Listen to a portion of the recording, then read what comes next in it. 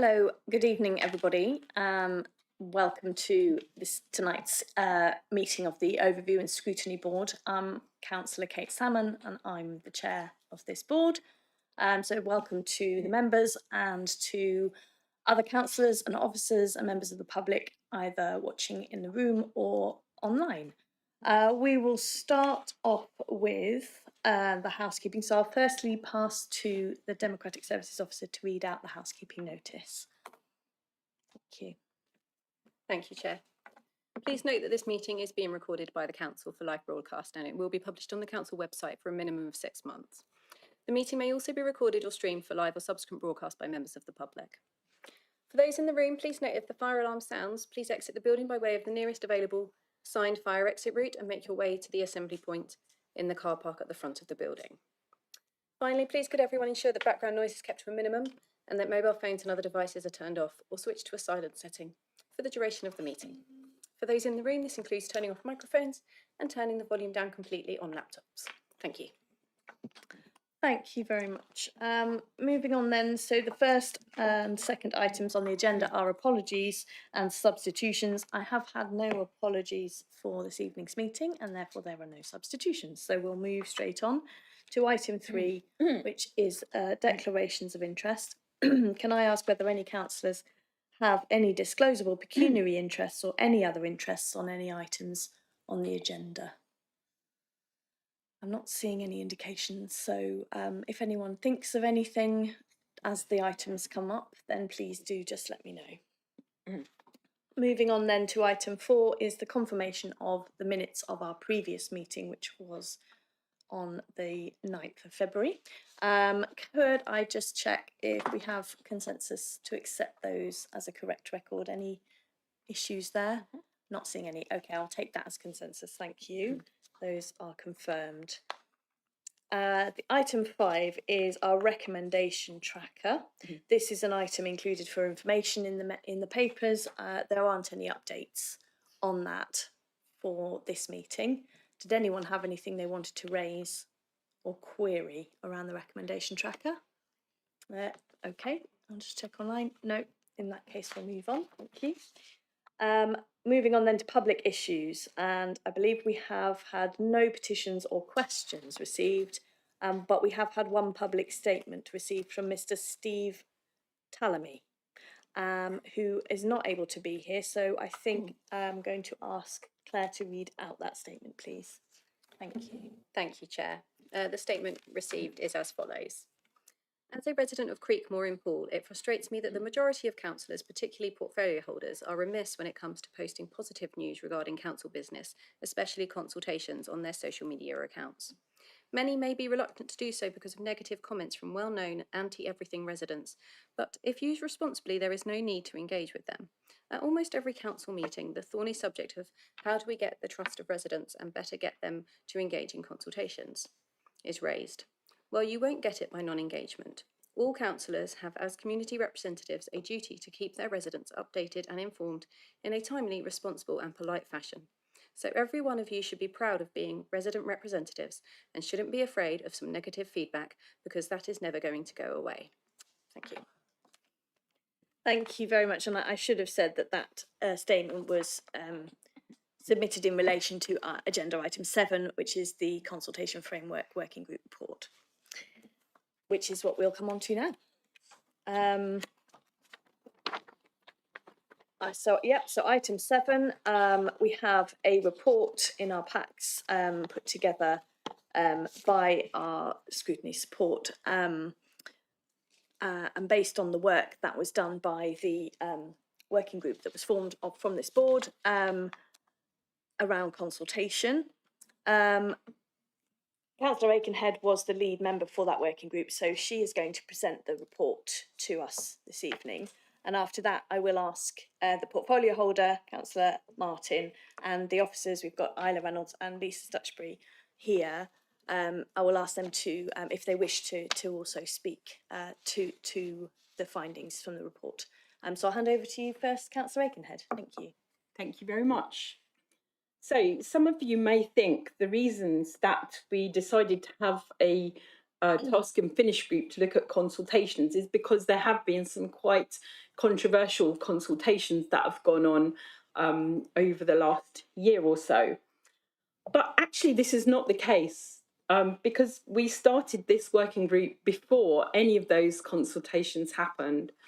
When I first got onto the council here, it was suggested quite early on that we should be looking at how we do consultations. And I was very delighted by that suggestion because within my own ward, as soon as I got elected, I was being bombarded with representations from people in one street in my ward who were having bus stops put outside their houses, claiming that they hadn't been consulted, and another street where people were claiming that the council had ignored the consultation and refused to reopen their road. Looking into both of these things, the first one I found that a consultation had happened, but it had happened 3 years before. And there'd been a delay in between. And the second one, I found that actually the consultation had been looked at, but in that particular case, those residents hadn't had it explained to them what the results of the consultation were. So from the start, I think we all realised it's much more nuanced than are we good at it or are we bad at it. There is, and realising that we needed to take a step back from the political, yes, we're listening, no, we're not listening, and have a look at how we were actually doing consultations. And we, within our task and finish group, we teamed up with the consultation team and worked together to look at what was done in other councils, what other good practice we could find, where we could get ideas about how we could improve what we do here in BCP. And I would certainly like to thank the officers for the great work that they have done on this. Though I would like to say this is not going to be a silver bullet. It's not going to completely solve all the problems overnight. But what it does give is a framework for us to work within so that we can all work together to resolve those problems. So coming back to the detail of some of this, I'm not going to go through all the detail of all the recommendations, but there are some, because I'm sure you've all read them all, there are some themes which are very important. The first one is about engaging with councillors, making sure that when a consultation is coming up, councillors know what is happening. And one of the key things that we're recommending is that all councillors should get at least 7 days notice, although that's not a target, that's an at least. And if it's ward councillors, they really ought to be engaged a little bit before that. In order to achieve this, we've also talked about the problems of confidentiality. It's very important that if we're going to be given the information in advance, that we can be trusted not to leak that information. But we have to be trusted because we can't be left in a position where we don't know what's going to happen. So I would like to thank the member of the public who made a statement which is very relevant this part of to this recommendation, because if councillors are going to go out on social media and encourage people to take part in consultations, then councillors need to know that these consultations are coming up so that we can be prepared to do it.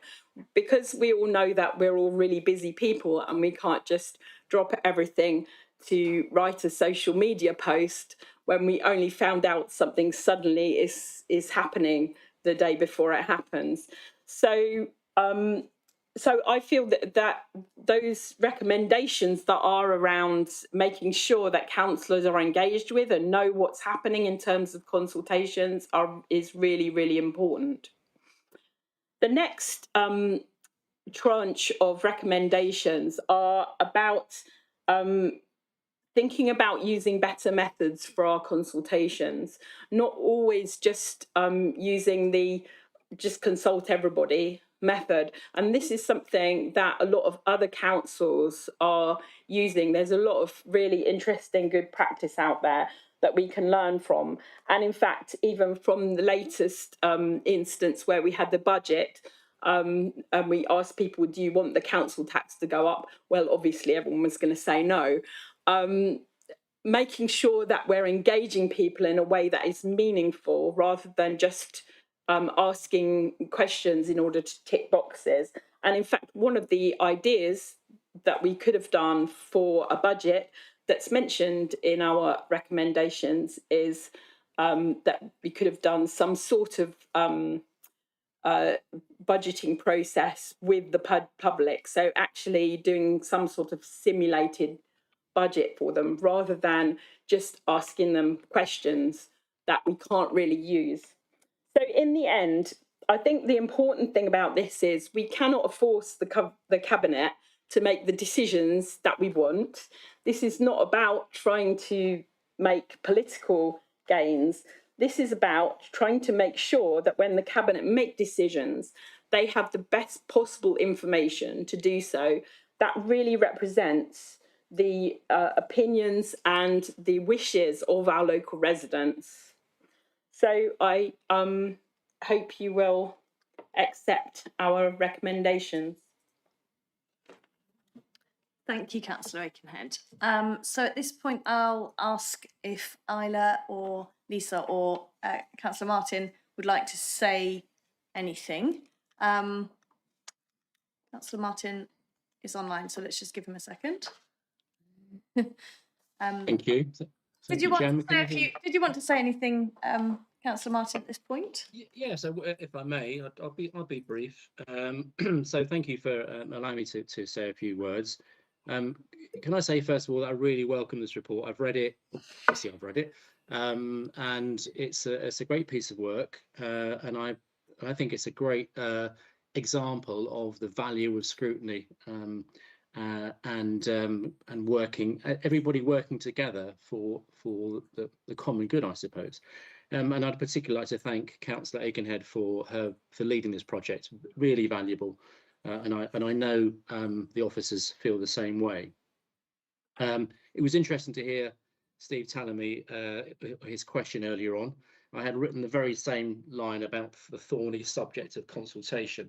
So, you know, I think we all accept that consultation can be very difficult. I suspect it's always been that way. We kind of tend to feel that the last 3 years have been particularly different. I don't think they have.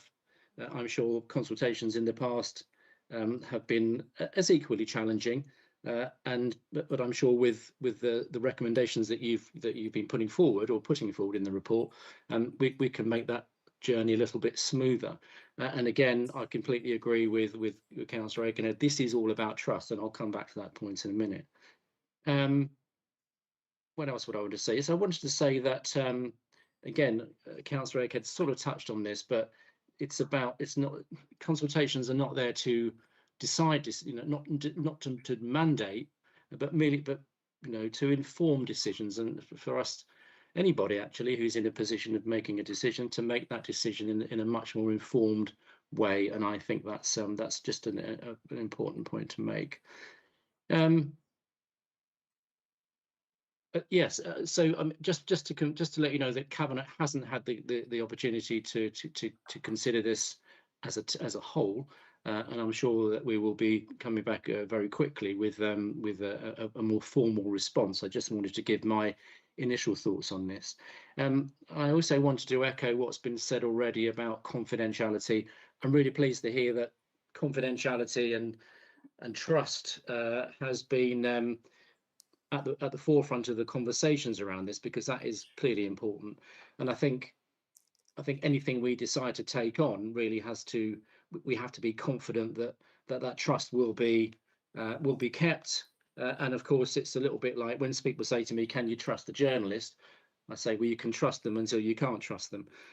So I think this is up to everybody to be able to show that they can be trusted with information that suddenly doesn't get out in the public domain you know, a week before a consultation is announced.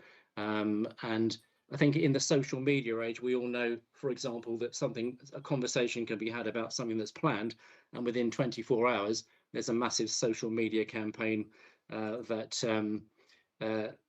kind of almost undermines it before it starts. But we shall see. So we'll come back to them to the specifics of the recommendation. The cabinet will in due course. I think the final thing I would say is consultation clearly sometimes gets a bad press, but you know, you've alluded to some of the comments already. But I would just point out that there are a couple of examples that have been really good recently. One is the plan for play. So the parks team looked at the budget for this and tried out different ideas, but also they tried to reflect the concerns of residents. And because of the consultation feedback, some substantial plans were changed, and so that open spaces can keep serving the communities. And the other one is the bus services review.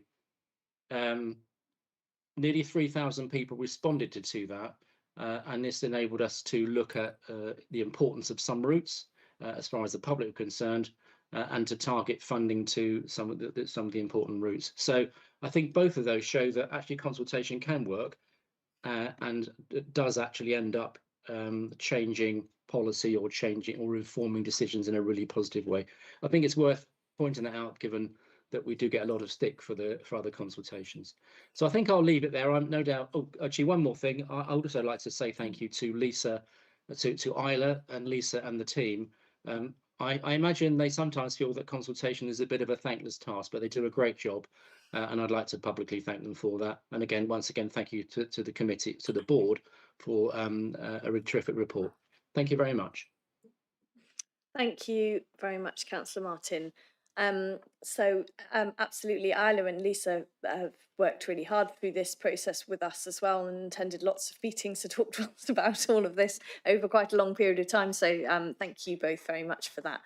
Is there anything that either of you would like to add at this point around this report and the findings that we've? I think we just want to say that the framework needed updating, and this was a really good opportunity to work with Scrutiny on it, a kind of cross-party. It was really constructive, and I think we've come up with together a really robust framework, which is quite easy to read, which is nice. And we've looked at others who do it well as well. And I think we're building on a strong foundation already, but there was obviously room for improvement. And I think it's been a great process from our point of view, and a really constructive one. So I just want to say thank you. Okay, great. Thank you very much. So in that case, I'll open out to the board for any questions or comments that you might have. And I saw Councillor Dedman first, then I'll come to you, Councillor. Yes, thank you, Chairman. I'd just like to say that I've always found the consultations and all the stuff we do very satisfactory. I think this is very good that we're formalising everything. But the main thing that I took away from all this was on page 55. Managing expectations is crucial. I really, really think that's almost the most important thing on this paper, which is a really good paper, because you always get divided views. And I think that's the really difficult thing. And I think that when you talk about councillors getting on Facebook, we all have different views, obviously, and I think that's another danger. I think there's a little bit in here somewhere where you say, or where there's a comment about we have to kind of persuade councillors not to get on their soapbox on Facebook or whatever it is. So I think that needs a comment, but otherwise I think it's really, really good. So thanks very much. Thank you. Councillor Trent. Thank you, Chair. I think I'm going to start off by saying Facebook seems to bring the worst out in all people. I check it about once every week or two and end up wasting a lot of time on it because I get really wound up and annoyed, and I think, I've got to answer that back, I've got to answer that back. It just brings all the wrong things out in people that it doesn't seem a place that works for consultation. What I prefer to do, and this is going to lead to what I'm going to sort of ask, is that if it's a major issue, I prefer to actually consult by putting a leaflet round people's houses. And, we normally try to get, 3 or 4 out a year. And that is actually quite an important part of the job. The problem is some of these things come about so close to the time, you just haven't got time to write it, print it, and get it out, and so on. I think a week is a very tight minimum for any consultation of any significance. The other thing I find frustrating is that we get notification of things that, and I'm speaking as an individual ward councillor, that affect our ward. We get it about 24 hours before it's posted out and everyone gets it. And that is something which needs a little bit of work. I think the sooner we know, the better. I was aware that in past times that I actually seemed to get a lot more of a lead into a consultation and chance to do something about it and to help with it. And sometimes I feel that some people are saying, oh, we don't involve those councillors, they'll just be awkward about it, sort of thing. So I think there needs to be more engagement with councillors from officers across the board. But I think the biggest point I want to make really is that we need to be given time, because we can help with a consultation. I certainly say, this is being looked at in such a time. I've ended up having to put things as a sort of a one-liner where the deadline is already so damn close because we didn't get enough in advance of what was going on. But, I do like to engage with people, but I would rather do it in a proper controlled way than end up having a argy-bargy on Facebook. So I do think we need to know what's going on sooner and have the chance to react to it. Some councillors won't be bothered, they'll just kind of get involved when they think there's a soapbox to climb onto, sort of there is that element within the council. But I do think that for those of us who actually really want to engage with people, I think we need a lot more notice than we do on things that are being consulted on and some of the details that are being consulted. Because again, it's no point in knowing that there's a consultation if you don't know exactly what the consultation is going to consist of. That it's just going to be a consultation. So, the more information we have, the sooner, the better. Thank you, Councillor Trent. Councillor Macro wanted to say something. Thank you, Chair. Councillor Aikenhead, you said regarding controversial consultations, all consultations, in my opinion, are consultations. You are asking, you want feedback. So I'm looking up the definition of controversial, and it's someone or something that causes people to get upset and argue. Well, in Councillor Martin's, I wouldn't imagine anybody got upset and argued regarding the bus because of the turnout being 3,000. So my biggest issue that I have is code of conduct of certain councillors and Facebook, because is there frankly any sanctions? Is there any breach of etiquette on how you actually conduct yourself on Facebook? Rather than, I wouldn't spout out anything because you're frantically whipping up that controversy. So, and a lot of councillors won't respond because it's better just to let the shouty people shout louder. But we would all love to turn around and say, stop, this isn't acceptable. So I was just wondering, is there any case or cases of, excuse me, you can say what you say, but make sure it is accurate, because there is a lot of false information, and this is where the trust is waning from residents. Yeah, so we really want to gain the trust, so we want to be honest, and if we're just firefighting somebody else's personal opinion, it's not a good look for us. So If I may respond, just as I was part of the working group, we did talk a lot about the influence of social media on consultations and the issues that raises, and around, and it's come up already with some of the people who've already spoken around issues around confidentiality and trust, and that. So that was a large part of what we tried to kind of pick out what we could do to improve some of those issues. And we, as Councillor Aikenhead already said, we know this report isn't going to solve all the problems and make the whole thing a perfect and and every problem solved. But we hope we've addressed at least some of those things with some of these recommendations. Yeah. I'd probably say Councillor Aikenhead. Yeah, what I will say, what we didn't cover going into the councillor code of conduct, because that is a bit of a separate issue from the working group. But if you notice the councillor breaking the code of conduct that we all sign up to, you can report them to standards. But as we have seen at the previous full council, the sanctions that standards actually has are quite limited. So I think that's something that in the working group we recognise that we can't force councillors to behave in certain ways. We can encourage them to behave in certain ways, but we don't have the we don't have the power to force them. Thank you. Building on Councillor Macro's point, is there any scope to put in this policy that councillors who breach confidentiality, and we know that it was them, have that privilege withdrawn for a year or 6 months, depending on the severity? I think I'd need you to clarify what privilege you were referring to. Early notification before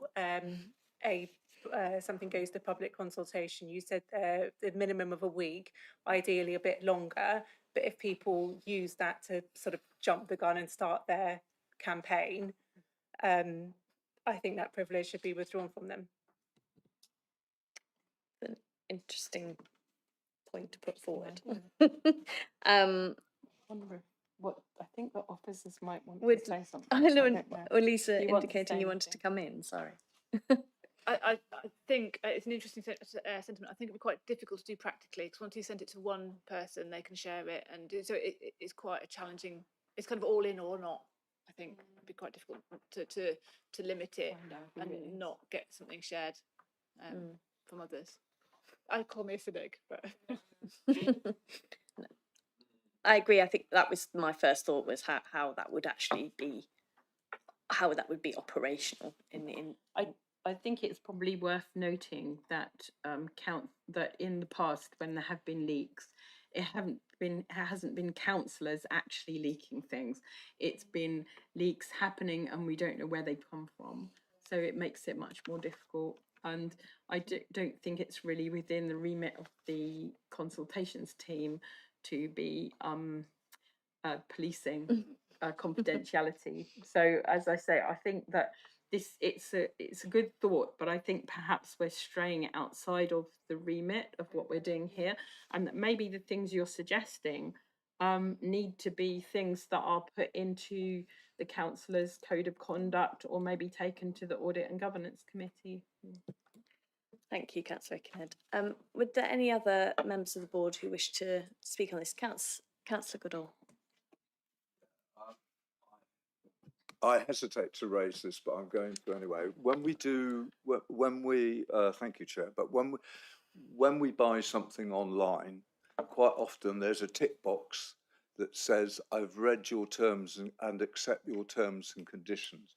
One of the things about especially things like the park gates or the town councils, one of the things was there was huge, I say huge, relatively short, but quite unpleasant, accusing us of the death of democracy. And I'd really like to see something along the lines of, forgive me, but I haven't really thought this through thoroughly. I understand this is a consultation and not a referendum tick box, so that they know that it's there. And that's what it is. that was there were additions to that, but that was the main one, so that people know, and then they can then refer to the terms and conditions, which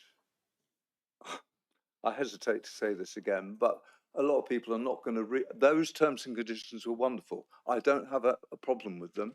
I just have a problem with the fact that a lot of people who are very aggressive in their attitude towards us as a council are not going to read it before they actually do anything about it, before they You mean the framework itself? the framework, Yeah. So there yeah. could be a link. May I just say something quickly, because I think we did cover this. That this is we did talk about this as a working group, and I think it is in our report that we would. I think it's even one of the recommendations, isn't it? Recommendation 6, clearly outlining that every at the big top of every consultation, what a consultation is and what it isn't in those terms. It's actually written into the recommendations that it's not a referendum. So that we have some additional clarity around that each time. Lisa, did you want to come in as well? Yeah, I was going to say something similar, because it is covered, but we're not actually asking people to tick the box to say they've read it as such. But I think what we're going to try and do is at the start of introducing consultations, explain exactly what the purpose is and what the information is going to be used for a bit clearer, so that people can understand that. But no, we're not physically going to ask people to tick. Well, the proposal isn't to tick a box to say that they understand it. Okay. I mean, I think it's an interesting proposal, maybe around something to say that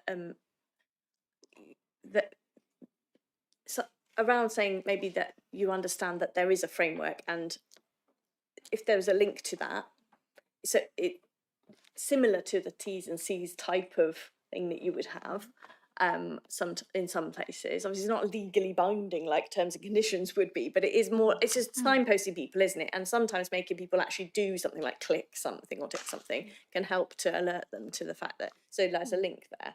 That's where the information about what consultations are and how they operate is.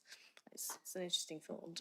Yeah, we can certainly do that once it actually gets approved, and we'll have the framework up on our website that we can link back to, so that the people can read the information and what we sign up to as what you can expect from a BCP council consultation. Thank you. Thank you. Did you want to come back, May Councillor? I? Yeah. Well, no. I was just that. Could somebody clarify for me about the suggestion of citizens' assemblies, which also, because The citizens panel, not citizens Yeah, panel, not an assembly. I think that's the reference to. I'm just looking through the. It's the citizens panel. It's recommendation 7, isn't it? Yeah. I see Councillor Rice has her hand up. Councillor Rice, did you want to come in on that point, or was it on something different? Just because Councillor Rice was also in the working group, that's why I'm asking. No, it was on something different actually. Okay. Fine, I'll come back to you in a moment then. Councillor Aikenhead, go ahead. Yes, so it's not a citizens' assembly, it's a citizens' panel. So that's a panel of people to discuss or a panel of people that can come together when we have a consultation to be consulted, that are representative. It's not a citizens' assembly, which is a much bigger thing, okay? Just to put your mind at rest, we're not like asking for a massive, great big. But is this a reactive or a reactive panel? Or? Actually, Felicity probably is the best person. Lisa might be happy to. Maybe Lisa. Yeah. Go ahead. So a citizens panel.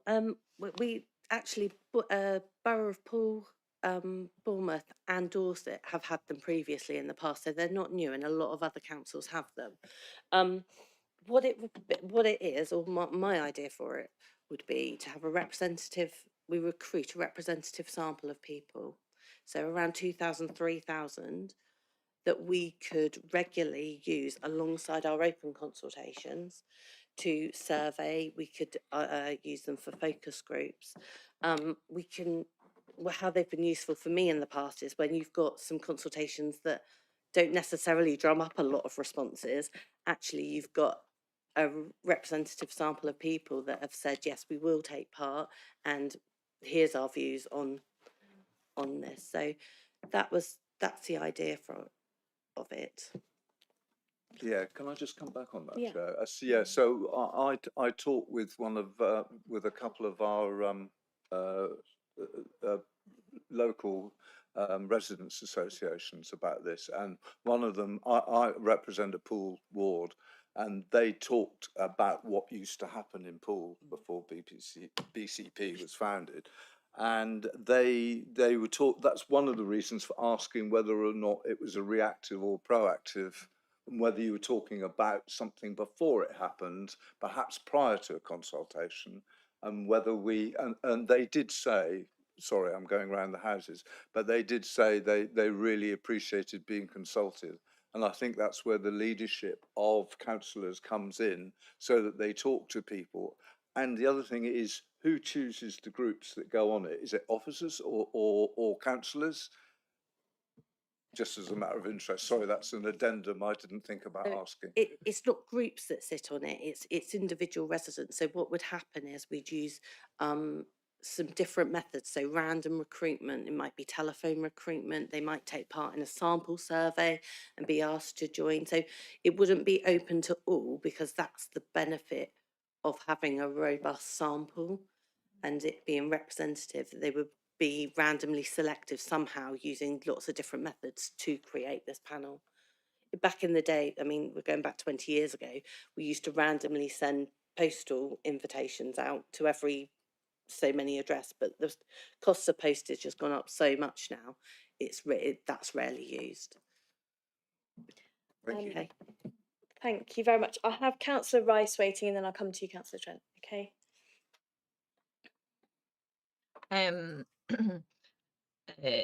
I just wanted to say on the I've lost my thought now. Oh yes. So there was a lot of discussions within the working group. I was also on the working group with regards to councillors interacting on Facebook, as you've all just discussed.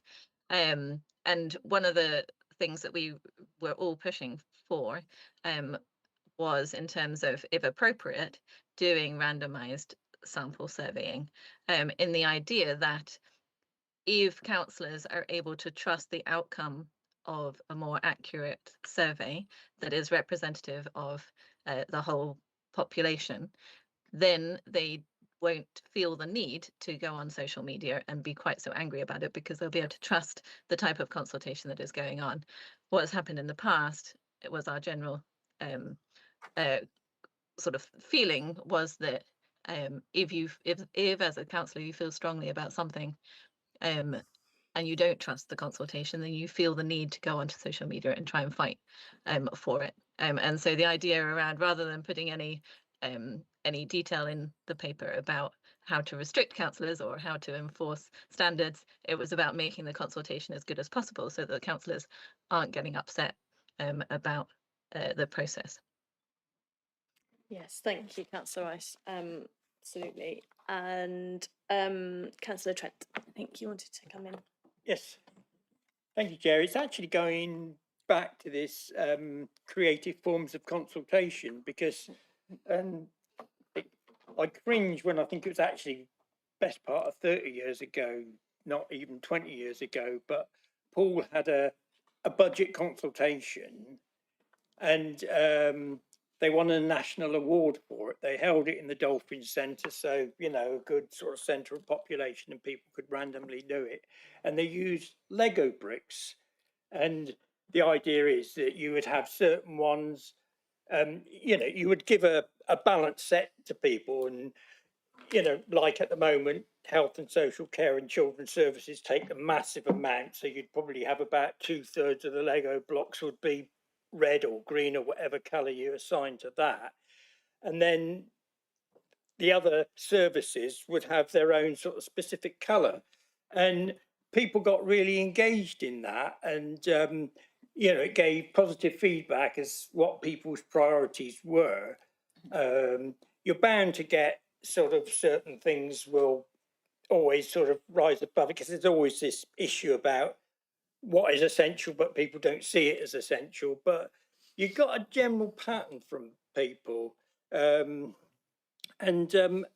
I say, it got a national award because it was regarded as sort of ahead of its time and quite creative. But it's something like that where people actually get a hands on, and I almost saw hints of that at a Railway 200 exhibition yesterday when they were sort of using that system and sort of, you know, people were sort of giving their view in sort of, you know, using things like that. And it does seem to work. And, you know, I wonder whether that can be used more frequently and learning from the past. I'm sure there's people around who would have been involved with it. I wasn't involved with it because I wasn't, you know, in the leadership or anything like that or in the financial side, but it was something that worked. And I'm pretty certain you could extend that to some other areas of council consultation and people would engage in it because it's a little bit more fun, it's a bit more relaxing. You don't feel as if you're sort of, you know, kind of battling against the system or something like that. You just say, oh, yeah, this is how we do it, you know. So I think that type of thing is worth looking at. And, you know, I'm sure that, well, in fact, our soon to retire head of finance will have had some experience because I think he was around at the time where that was done in Poole, but it was a very useful experience and something worth looking at again. Thank you, Councillor Trent. I think Councillor Earl has indicated, was it in response to that comment or was it, yes, please do come forward, thank you. Yes, please. Thank you, Councillor Salmon, and hello to the committee. I just wanted to respond to Councillor Trent because I've done something very similar recently, which is the Town Centre Citizens Panel, which I've worked on alongside Jessica Toll, who's the MP for Bournemouth West. And that was a random selection of 50 residents. So they had applied to really look at the depth of information around the town centre and prioritisation and coming out with something which is a kind of vision for the town centre going forward. And it was really useful. It was lovely to engage with residents, you know, cross-generational, really interesting conversations. But what we did as part of that was talking about local government finance and how local government works, how councils work, because there's a lot of people, you know, go, those bins are overflowing and, you know, you have to explain, well, they're commercial bins, it's landlords, blah, blah, blah. So we went into a bit of depth around local government finance in particular and had an exercise where everyone had to basically look at our council budget and then decide if they would move anything around, you know, what would their priorities be, particularly with regards to the town centre. But what became quite interesting is we would then announce that something horrible had happened. For example, there was a flood and people would need to be rehoused and therefore you needed to find £300,000 in your budget. Where would you cut it from? And by the end, it was actually really quite depressing because in local government, we're not deciding anymore where to spend money. We're not deciding what we want to spend money on. It's all about what we're going to cut. And I think that's quite difficult. You know, it's difficult for us as councillors, but I think it's also really difficult for residents as well. And I love the idea of doing some proper participatory budgeting, perhaps looking at a particular area of the council where we could do that and engage residents and give a level of delegation. And I've already been speaking to the team about that. But I just wanted to give that feedback because it was useful. It was really useful for people to understand the depth of what we have to do as council and understand the context in which we're operating. But it probably wasn't as fun as it was when Poole Council were doing it, when they had lots of money to spend. Okay. Thank you, Councillor Earl. Thank you. Councillor Canavan. Yeah, thank you, Chair. I think I need to start by saying I don't accept the concept of anything in relation to this being random, because somebody always decides. Somebody decides what the questions are. Somebody decides who you're going to ask those questions to, and somebody decides who's going to sit on any kind of panel. That doesn't make it random. That makes it predetermined. So I really do question that kind of concept. I think whilst I welcome the report, the thing that it doesn't do is it doesn't address the culture that we have got ourselves in, because there is a huge amount of cynicism within the general public about the way this organisation conducts its consultation. Partly that's around the questions that are asked, because they're usually not seen as the right questions, and a feeling that you can determine the outcome of any consultation by determining what the questions are. I also think there's cynicism because people have seen too many times now that irrespective of what anybody says, you know, the administration, whichever administration is, will do what they want anyway.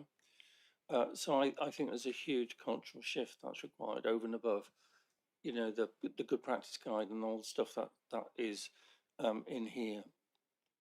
What was interesting to me about all of this sort of methodology is that when we had the police precept survey not so long ago, the Office of the Police and Crime Commissioner analysed the outcome of that, and it basically indicated that because they were monitoring it as the responses to the consultation came through, and what they were saying was that they were able to tell fairly early on in the consultation what the outcome of the consultation was, and that by the end of it, there wasn't any really significant change in terms of the outcomes to the consultation. What that tells me is that the questions had determined the outcome. So that's why I'm cynical about it, because if you do that, then you just get the outcome that you want. So it's not a criticism of this report. I just think it's an indication that we have to do much more than just have codes of practice. I think it needs a fundamental shift in the way in which we conduct, in the way in which we engage with our residents. Thank you. Okay, thank you, Councillor Canavan. Isla, do you want to respond to any of that? Yeah. I think I do have to come back on that leading questions point. We work to gunning principles as officers. We can't be leading. We do have to put a certain set of information forward, and we do have to put a proposal forward that often is, this is the proposal, how much do you agree or not agree? But we do have to put a proposal forward. So I think we have to be really clear that as professionals and officers, we're very careful not to do leading questions. And in terms of the random selection, I understand what Councillor Canavan is saying, but there are instances where the selection process is not by people self-selecting, so it's not from already interested groups like a residents group. It is by trying to select people through telephone calls from a random pick of numbers. Yes, there's an element where people self-select because they're interested in being on a citizens panel or something like that, but it's trying to kind of even out. When you do an open consultation, you tend to get the polarised views of people who are very, very interested, whereas a sample survey will give you what a kind of, if you surveyed the whole population, it's a much closer representation of what the whole population would say. Of course, there's a margin of error in that, but it's a bit closer. So I just want to be clear, we are, you know, there's a sort of professionalism to this. There's principles that we work to called the gunning principles as well.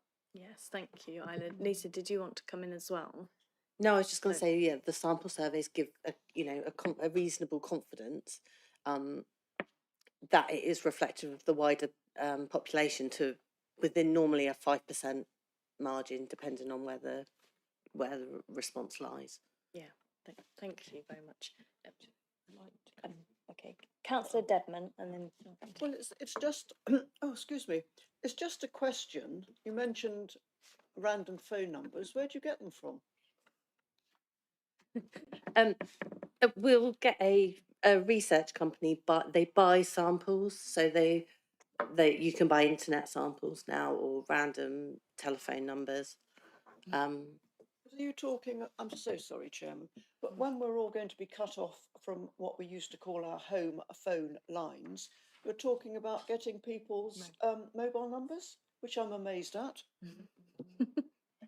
So when we do our resident survey, our biannual resident survey, at the moment that's done by a research company, and they use telephone methodology, and that includes landline and mobile phone numbers. But it would if we were setting up a citizens panel, we'd look to use different sample. We could get a telephone sample, we could get an online sample, we could also do some face-to-face where you pick every nth person that walks past you in a particular area. So you would have to get it to work, you use lots of different methods to make sure it had the geographical spread and the demographic spread. Isla. And that's why there's a cost. So that's why there's a cost to sample surveying, or there's a cost to setting up a citizens panel, because of those methods. So that, you know, the kind of more robust you need to make it, there tends to be the more cost, because you may be using a selection of those methods. So yeah. Thank you. Councillor Aikenhead, you wanted to come in. Yes, I know that I've said at the beginning, very keen for everybody to accept this. But I am just wondering if actually Councillor Canavan has a point in terms of us. We haven't written anywhere in here that the questions need to be meaningful, and this only came to me after the budget. We've got everything we need in here to do it, because we've said that we want to have the tools to do participatory budgeting, for instance. We've said we want to use different ways of doing things, but I just wondered if it would make sense to add into maybe the first category where it says fair, to say we will ask meaningful questions that with the intention of providing useful information for decision making, or something to that effect, so that we're actually saying what we're going to do is it's not about whether the questions are biased or whether they're unprofessional.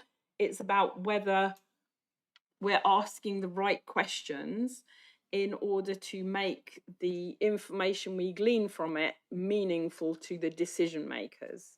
So is it possible to put something in there that says, we've already said honest intention, so I think we've kind of got the framework for it, but it would be nice to have that in as an actual bullet point, saying that we're going to ask questions that will give us outcomes that are meaningful in terms of decision making. Am I making any sense there? Well, I think we've got something under thorough about the surveys, and the questions will be written in an objective way, allowing people to express their views. I feel like it could be covered by a number, and then under the fairness. It's not just about being objective, because if you ask somebody a question, so taking, for instance, the budget, if you ask someone the question, do you want your council tax to go up? That's unbiased. Yep, that is an unbiased question. That is an objective question, but it's not a very useful question, because actually we kind of know what the answer's going to be for most people anyway, and it doesn't have the nuance of the decision that has to be made. So it's not informing the cabinet of anything useful when they come to actually make their decision. So it would be just good to have something in there that says matching the question up with still being objective, still being unbiased, but with the intention of finding out useful information in order to inform decision making. Can I suggest? Can we leave that? Yeah. Can I leave that with you as a suggestion? Yeah. If the board is happy with that, just leave that with them as a suggestion to add it if it's. Can I suggest, because I think it would be quite difficult for the officers to change the framework at this point, having it's gone through a quite long process, as we know from the working group. But I suggest that we leave that as a comment with you guys for future review, perhaps, just to be reflecting on the points that have been raised around whether how questions are phrased. I think we can absolutely have a look at that. I have a feeling we might have covered it somewhere, so I think I just want to go through and reassure us, because it feels like that is what consultation should do. That's like the crux of it, isn't it? We should ask meaningful questions to inform a decision, and if that's not in there somewhere, I'm slightly worried. If it's not in there, maybe we've got it right. So let me have a little look, because I think it might be covered, but I think I'd like to get reassured and then send that round. And if it's not right, we can tweak it. That's fine. Yeah. Thank you. Thank you. I am conscious of time and that we have other items on the agenda. So I think I'm going to draw that the discussion on this to a close. We have, just to go back and look at the recommendations, we have a series of recommendations that have been put forward by the working group. I don't think I've heard anybody express any objection to any of those recommendations. So I wonder if we could just, could I just see, is there consensus for those recommendations to be put forward to the appropriate, whether that's cabinet, I think it's cabinet in a lot of cases, to take those forward from the board? Is that, yeah, I'm not seeing any dissent, so that's lovely. Thank you all very much. And we will therefore move on. Yes, Claire. Sorry, just to ensure it's recorded in the minutes, I just wanted to advise that we did receive apologies from Councillor Gavin right prior to the meeting. Oh, right, thank you for that. Okay. Okay, moving on then to item 8, and thank you very much to Isla and Lisa, and thank you to Councillor Martin, who I think has gone already. Thank you for your time this evening. We're moving on now to item 8, which is the BCP Community Safety Partnership, the annual report from them. We have with us Councillor Wilson, the portfolio holder for Housing and Regulatory, who I think is going to present this. And we also have Pat McMillan, the Head of Community Safety and Partnerships. And we also have Superintendent Pete Browning from Dorset Police is here as well. So a few of the partners are with us. So I'm going to hand over to Councillor Wilson to start with, if I may. Thank you, Chair. I'd like to provide a brief overview of the work of the Safer BCP Community Partnership over the past year and highlight our priorities going forward. As we hopefully all know, the CSP brings together the Council, Dorset Police, Fire and Rescue, health, probation and other key partners to reduce crime, antisocial behaviour, substance misuse and reoffending across our 3 towns. Over the last 12 months, we've continued to deliver on these statutory duties through a robust evidence-based approach, guided by our annual strategic needs assessment. During the last year, we've focused on tackling violent crime, supporting young people and adults at risk of exploitation, reducing antisocial behaviour and addressing violence against women and girls. I'm pleased to report that we've made significant progress in each of these areas. We've expanded our knife crime education work, strengthened our response to domestic abuse, piloted new interventions for perpetrators and launched major awareness campaigns such as the Unity Promise and the Just Don't campaign.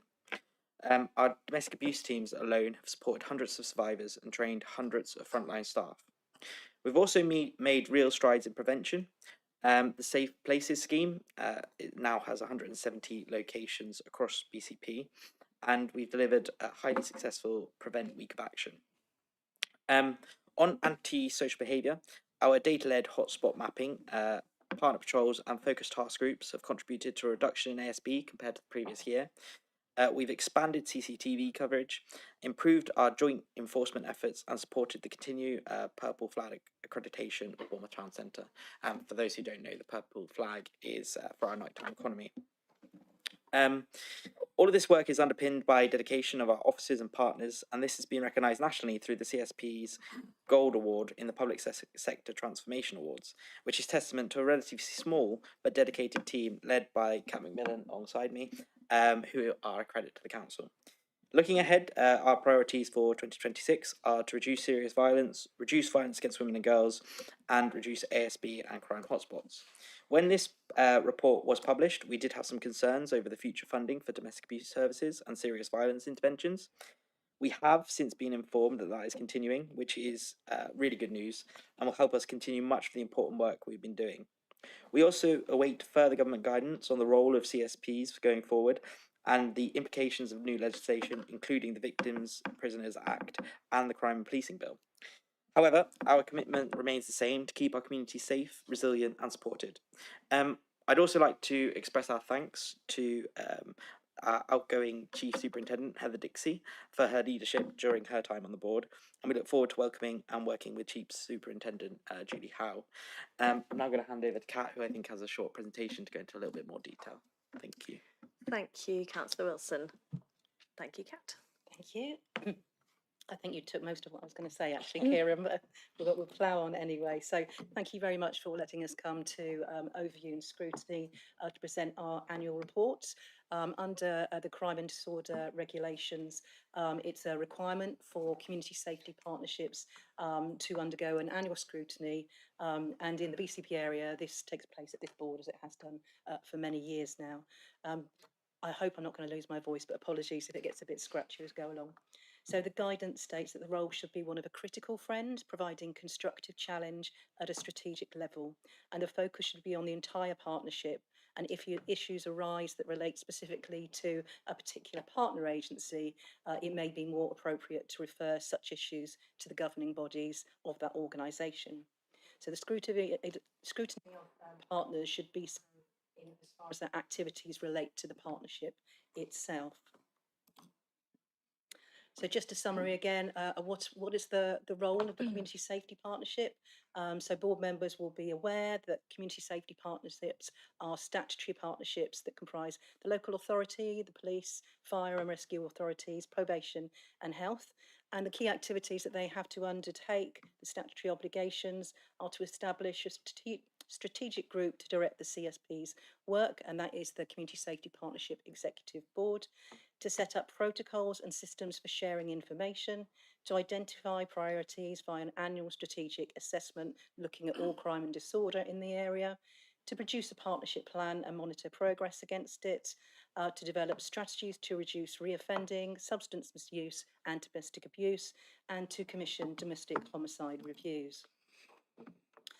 So the three key priorities now for the Community Safety Partnership are to reduce serious violence, that's a duty we have under the Serious Violence Act, to reduce violence against women and girls, to reduce ASB, drug-related ASB and crime hotspots. Okay, there's a lot of information in that report. So what I've just tried to do is just bring out a few key pieces, and then afterwards, if we've got questions, we can go to specific sections, if that's okay. So again, this is quite a scary and involved slide here. There's a lot of information within it. So this slide shows serious violent crime in BCP over a rolling 12-month period. This is to allow the direction trend for each specific crime that's shown within the slide. That's really important because often we have seasonal crimes that pop up, and just looking at quarterly against quarterly can actually give us a false picture of what's taking place. So what you can see specifically there, if I look at the dark purple, which is sexual assault on the left-hand side of those pillars, you can see that on a rolling period, sexual assaults have actually reduced in this particular area in BCP, along with domestic abuse and personal robbery. There's been a statistically significant decrease in knife crime, particularly in Q4 24-25, despite an increase in knife crime flagged occurrences in Q2 last year. Overall, knife flagged occurrences are on a slight downward trend. Personal robbery has seen a consistent decrease, although it's not statistically significant. The number of sexual assault offences have seen a consistent but slow decline. And then looking at domestic abuse, this shows the number of police flagged domestic abuse incidents recorded again on that rolling basis so that we can see the trend data. What we can see that the data particularly started to decrease since Q3 in 24-25, and Q1 has made a notable decrease in numbers, which we are looking into because you would not expect such a deep decline within that short space of time. In addition to looking at the numbers around crime, we also look at hotspot mapping and spatial mapping. So where is it taking place and what time is it taking place? And that enables our task and finish groups that operate across the area with police and partners to look at targeted activity. So this picture here is showing you what's going on in terms of antisocial behaviour over a 2-year period. So overall, rates of reported antisocial behaviour have declined by 6% from 23-24 and 24-25, and that we see the same decline in numbers in Bournemouth Town Centre as well. Higher levels of ASB are seen in the summer months, as we all know, coinciding with an increased visitor numbers and increased football in public spaces. So just as a summary, what are some of the key projects that we have seen over the last 12 months? So we've got the Just Don't campaign, and you can see that on more buses going around the towns. We have knife crime campaigns, Sexual Violence Awareness Week, domestic abuse forums, domestic abuse perpetrator programs, with stalking program, harmful sexual behaviour program, which is being held up as a national case of expertise and is going to have an article written in the Policing Journal. And we've also touched on the expansion of safe spaces across the area. All of these projects you can see in greater detail within the report to find out a bit more about what they actually do. And other highlights are the Prevent Week of Action, which we deliver for the entire Southwest. And that's looking at what we need to do in order to prevent people from becoming drawn into extremism or radicalisation. We have developed, we talked about this last time, but it's now live, a cooking programme to look at those individuals who are at risk as well. We've got specific targeted activity with young people, again, who might be at risk. ASB hotspot mapping, Unity Promise, White Ribbon accreditation, because that was a motion that was taken to full council just over a year ago. We have experts by experience board, so looking at listening broadly but listening deeply to those individuals who have experience of services, particularly around domestic abuse, and the Love Grace handbag appeal. Actually, that was so successful we had to halt collections because we couldn't deal with the number of items that were being donated to people who were fleeing domestic abuse. And looking ahead, so we need to commission our domestic abuse strategies. That's just being finalised now that we've had the budget settlement. We know what our budgets are going to be for our commissioning plans. We've had the confirmation of the continuation of serious violence funding. It's not a lot of funding, but as we know, every penny helps in this current day. We've got a review of community safety partnerships is taking place nationally, and part of that is linked to the recent announcement about the abolition of the Police and Crime Commissioner. So we'll need to understand what exactly is the new role is for community safety partners. And then obviously that will lead into development of a new community safety partnership strategy. We also have the Victims and Prisoners Act coming forward, the Crime and Policing Bill, modern day slavery work, and a new focus particularly around community cohesion, given some of the issues that we're currently seeing within our communities. As Kieran mentioned, we have a new chair coming in, and that's Chief Superintendent Julie Howe, so it'd be good to see her and welcome her to the partnership. And that, I hope, was a whistle-stop tour of the activity that's taking place. And I'm happy to open it up to questions, Chair, which I may need to bring my colleagues in to answer depending on the question. Yes, absolutely. Thank you. Thank you very much, Kat, for that. Okay. So now I'll open up to the board for any questions that you'd like to ask about this report. And I think Councillor Northover would like to start. Thank you. As you'll know, I report a lot of things to the police, and when I see the antisocial behaviour reports going down, I'm a little bit cynical. So who are they reports to, and can we be really sure that that isn't just because it's quite hard now to actually make a report, and it's sort of become harder over the last 5 years, I would say. And even in the last couple of years, I have had the experience where they've said, I'm not going to take that report, you know, those actual words. And I would say that didn't happen maybe 5 years ago. So it makes me look at those sort of figures with a little bit of, yeah. Thank you. I will just invite Pete to come to the table, if that's all right, to talk about ASB reporting. But those numbers that are within the report are reported ASB to Dorset Police. So that's what's being either called in through the 101 or through the online entries. Yeah, you need to be on the mic. So we have Superintendent Pete Browning from Dorset Police. It's just going to come up. So Good evening, everybody. Yeah, so antisocial behaviour. We have every force has been asked to write an antisocial behaviour action plan by the 1st of April, and the two almost competing elements of that are that we want to reduce ASB going forward, continue on the good work, but also recognise that we want to build confidence in people reporting it. So we'd anticipate that you may see hopefully some increase around reporting in the same way that we, over a number of years, tried to push forward reporting and confidence around domestic abuse, for example. We recognise that it takes time to report it. People are more likely to report serious crime, and we've got strong confidence in our crime data than something like ASB, particularly if it's around the nuisance and environmental, as opposed to the personal ASB, which is far more impacted on people's lives. So you can report it through single online homes relatively straightforwardly. The only thing I would add to it is saying that actually we've seen a consistent fall. So if it's an underreporting, then that would tend to be consistent as well. So it would still indicate that there is a downward trend towards it, and that's linked to some of the confidence we had with the hotspot policing that we put in place around our community safety accreditation staff and police officers having those high visibility patrols in areas where we know that there are higher crime, and particularly around knife crime and ASB. So we acknowledge the challenge around trying to improve it and make it easier for people to report.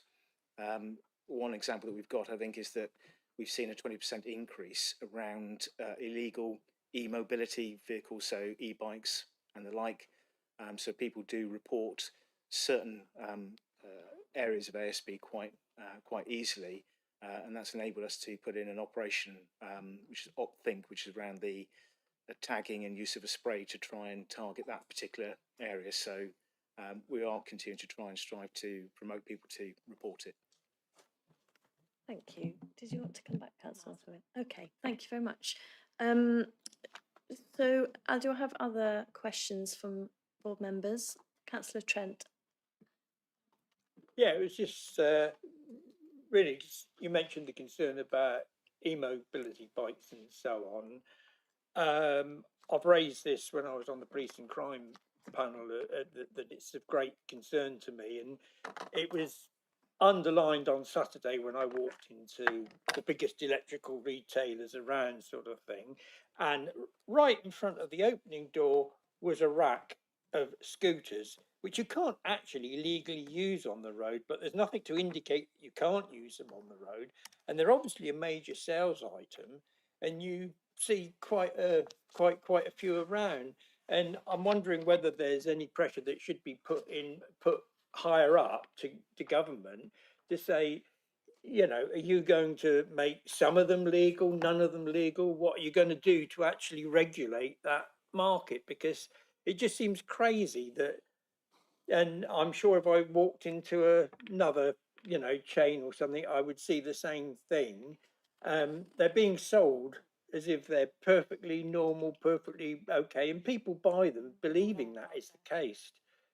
And you know, I think there needs to be some sort of clarity in the law on that one. And you know, I would say it would help a lot of people, particularly in town centres and things like that, pedestrians and older people, to not have these things zooming around, sort of thing. You know, I think responsibly ridden, they're a great idea. They've caught on really well. You know, they certainly do seem to be a cool way to travel around, but you know, stuff's being sold that that's not legal, and I don't understand how that can be the case.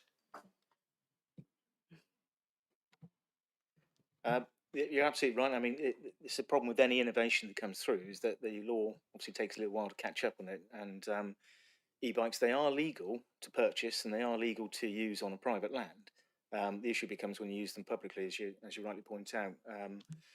It's the same when you see things like vapes that are sort of coming out, and we have to sort of play catch up in terms of making sure that children and young people are safe from introducing flavours and things to those sort of kind of areas. So, you know, I always welcome any government initiative that wants to try and encourage safe use of innovation and to make sure that the public are fully aware of what the limitations are with it, because we've had a number of operations now where I think the last one down was Paul, when we seized a number of bikes, and we make it quite clear when we've taken them to be crushed that they are illegal to use in those circumstances on the highway. So you know, we've tried to push the message out to people, but some people will still persist in buying them. But it you know, just to underline, it needs national legislation to clarify it.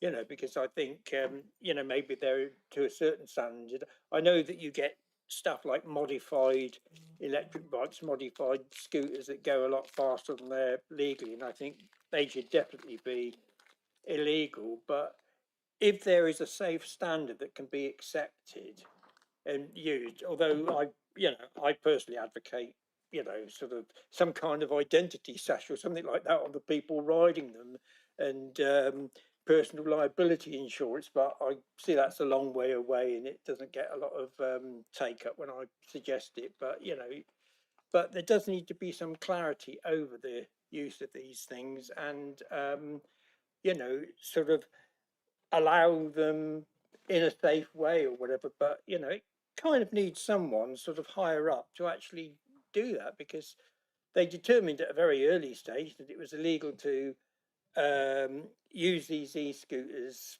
as the perfect example where there's a very clear thing, that it was illegal to use them on the road unless they were part of a rental company. A reasonable number of people understand that, but obviously the retailers don't, or if they do, because how many people have got private land which they can sort of zoom around on an e-scooter? It's sort of, it does need clarification, and it does need MPs and what have you to actually be working on it and approaching the Home Office and saying, look, you need to do something about this. You need to clarify the law, and let's have clarity, and let's have the necessary sort of, kind of backup to whatever is approved. Thank you, Councillor Trent. Councillor Dedman. Excuse me. Can I just ask a question in regard to what Tony's been saying about these e-scooters?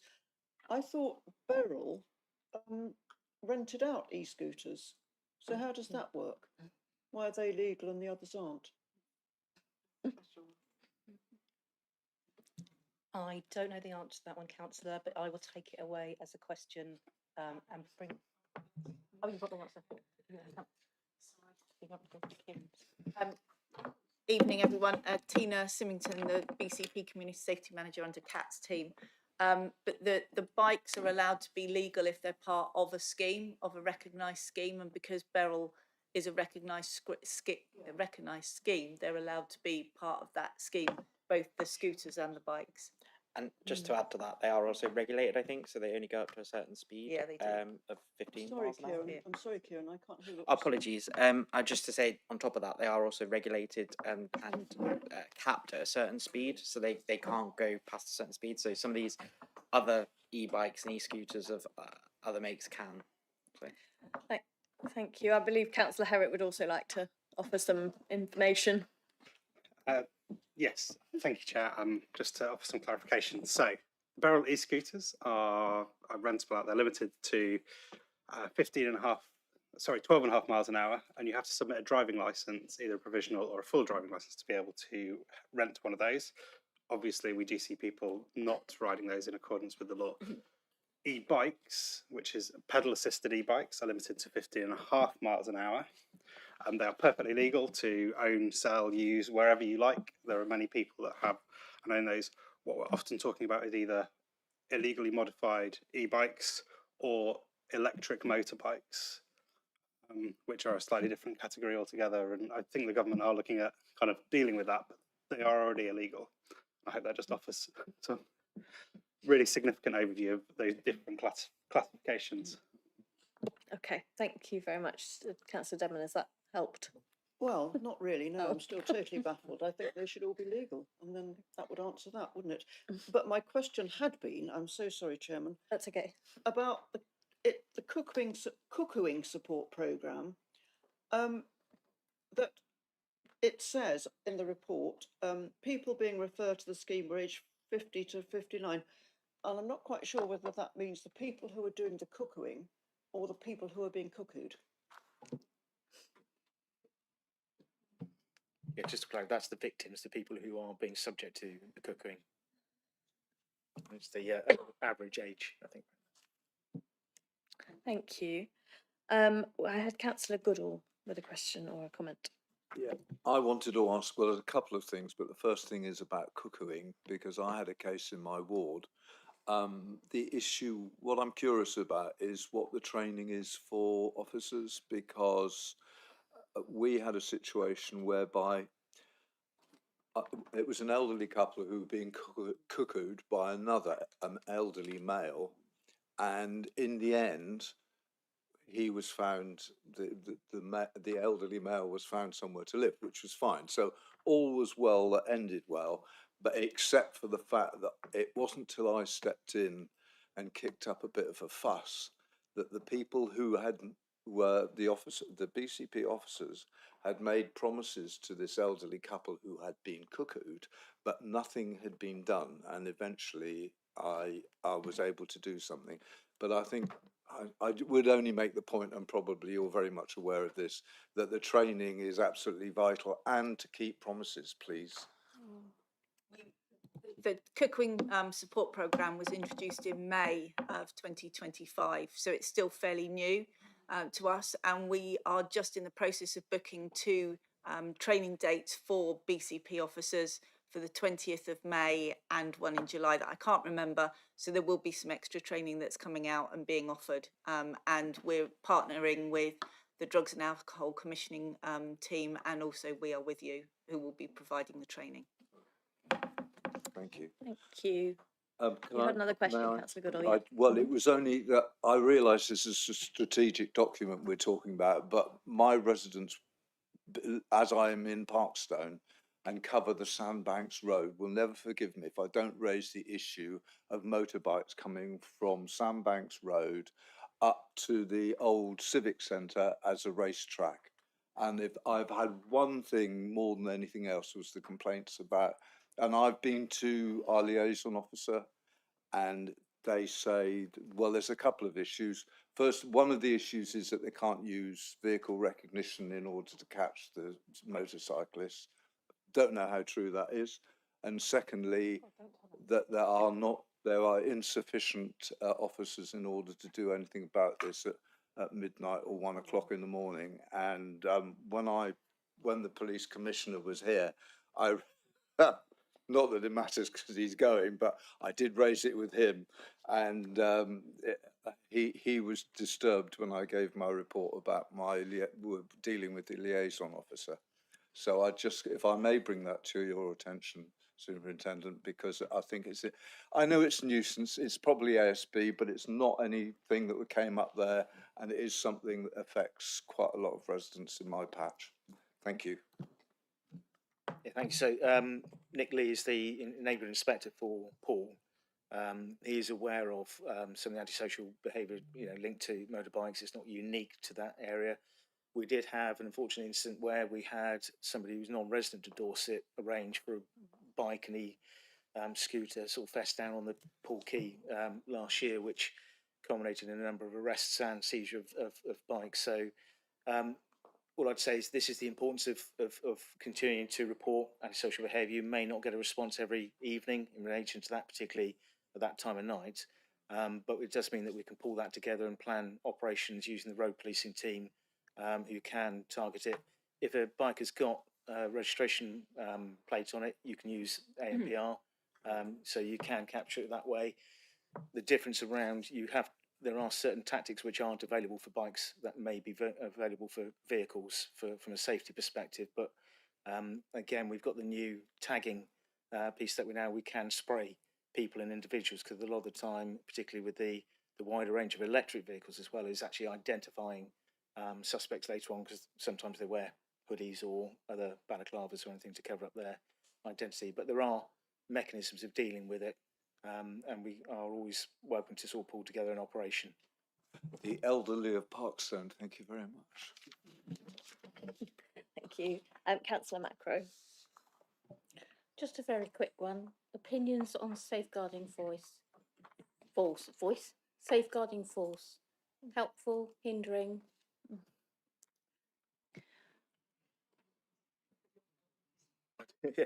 From a police perspective, they're unregulated, they're a private company. We don't endorse them, and we still have misgivings in terms of their operating model.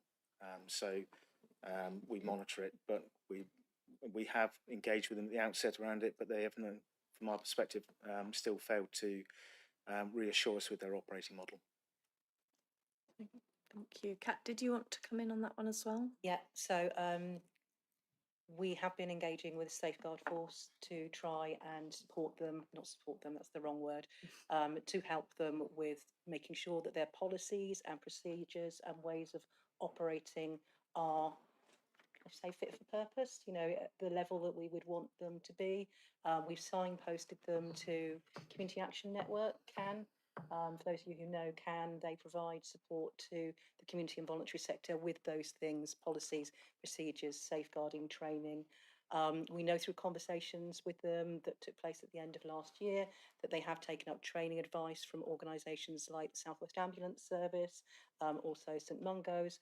We have expressed some concerns that we might have about some of their intentions that they've put on social media. So perhaps looking at those services that we commission, which actually need specialist support, so homelessness support, things like that. So we are maintaining a dialogue with them because it feels like they're probably not going to go in the near future.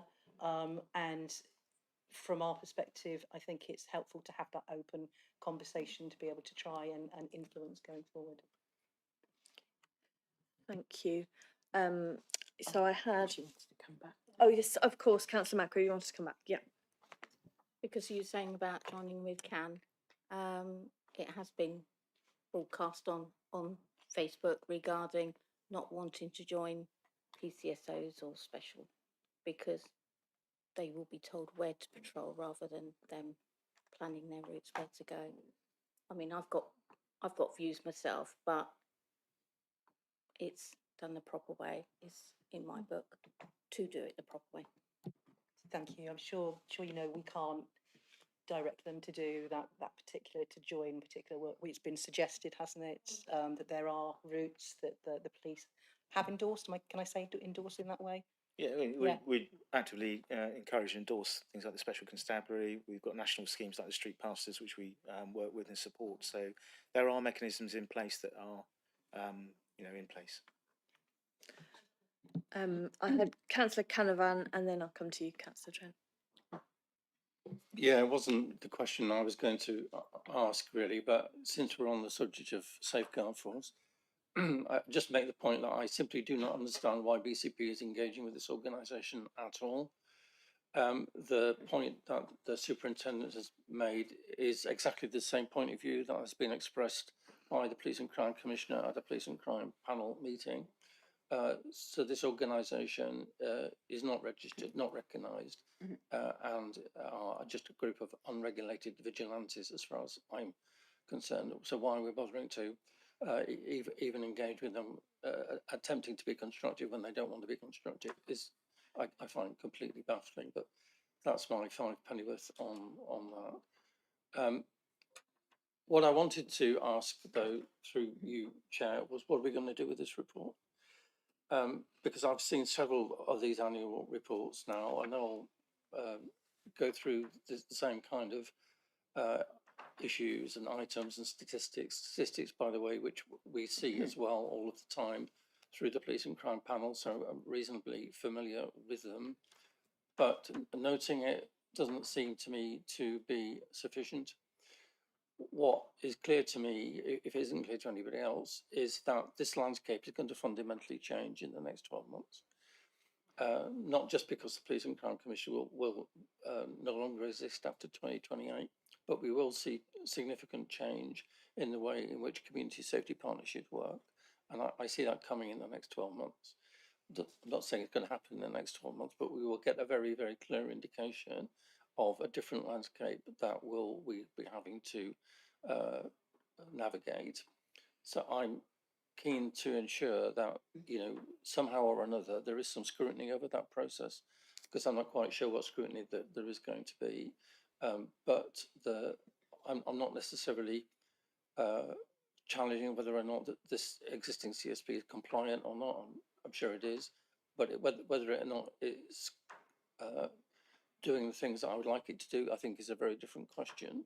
And whether anybody likes it or not, whether I like it or not. the CSP work will change, and I think we need to have a set of eyes on that as soon as we possibly can. Okay, thank you, Councillor Canavan. I think that your question originally was, what are we going to do with this?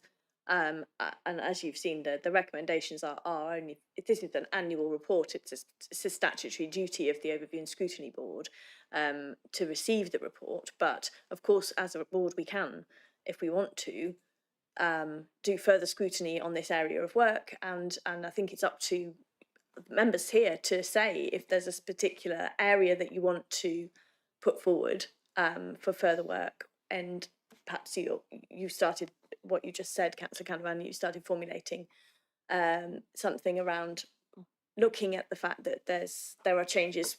They've been raised with us by the presenters. There are changes coming, so this should perhaps be something that we focus on in our work plan.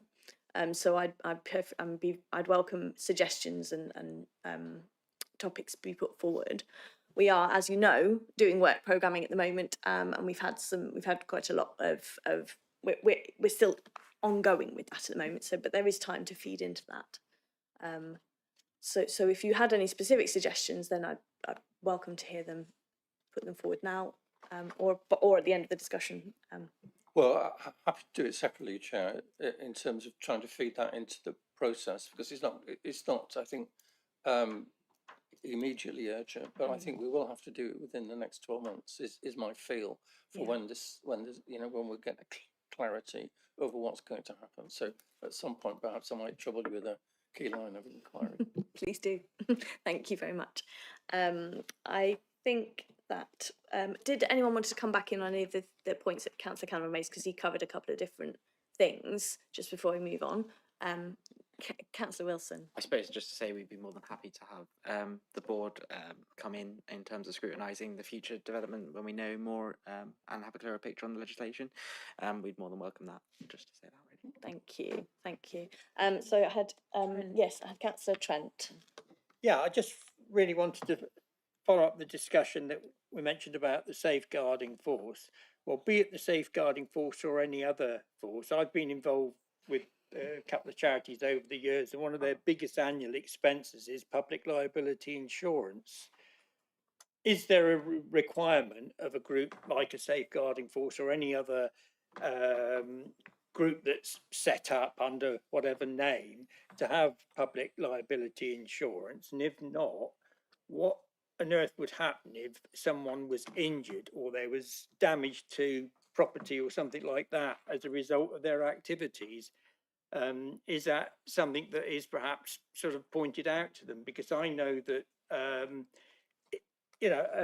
a charity that does very little that's risky pays the best part of 600 quid a year or more for their public liability insurance, and I'm sure the Community Action Network can sort of advise them on that. But is it a requirement? Are we aware of that being something which they have actually undertaken? Because otherwise they're a huge risk to themselves, let alone other people. Did you want to respond to that, Kat? Thank you. They are not a charity, so if they were a charity, they would be regulated by the Charity Commission, which would request a range of different policies and procedures, like safeguarding policies and procedures, risk assessments, etc., and public liability insurance. But they're not a charity, so that regulation isn't there. There isn't any single body that regulates community and voluntary sector organisations or CIO. It's a CIO, isn't it? Registered community incorporated organisations. So we don't have that regulating role over them in relation to that. I believe you've asked in the past. They have provided an insurance document which covers public liability for it, so they have put something in place. The level of that cover, I'm not sure, but yeah, they're aware of that. I would have thought actually one of the first things they would do if they're serious about providing a service or doing something extra would be to register as a charity and sort of play by the rules of charities. Thank you. Don't see anybody else with their hands up, but if I may ask a couple of things. First one really, actually, because I think it at least links somewhat to the discussion we've been having, was just to hear a bit more about the community cohesion work that I think you've referred to as one of the things looking ahead. It would be really helpful to just hear a little bit more about that, if that's okay. Thank you, absolutely. So we know that over the past 6 months, a year, we've had a number of incidents within our communities that have caused us concern. We had particularly nasty events, didn't we, over the August bank holiday, anti-Semitism linked hate crime. We've had other incidents that have taken place around other religious festivals. So at Diwali last year, we had a nasty incident take place. We have obviously community cohesion tensions around particular hotels within Bournemouth, Christchurch and Poole that are causing fear of crime and upsetting our residents. So we have got grant funding for a new role who will start on the 1st of April. So it's externally funded, it's not base funded from the council, and that's a community cohesion officer to work with lots of different community groups that represent different faiths, different religions, different cultures across Bournemouth, Christchurch and Poole to look at how can we raise awareness of who BCP is and what the journeys are. We all came to BCP in one iteration from a generation of a generation of a generation, and we need to fill some of that misinformation and disinformation space that is currently circulating in our communities. So talking about good news stories about migration into BCP, really just looking at trying to break down some of those myths, because we know that if you don't fill a space with the real story, then it just creates a platform for the wrong story, for the misinformation to circulate. So this is a post that will look specifically at those things.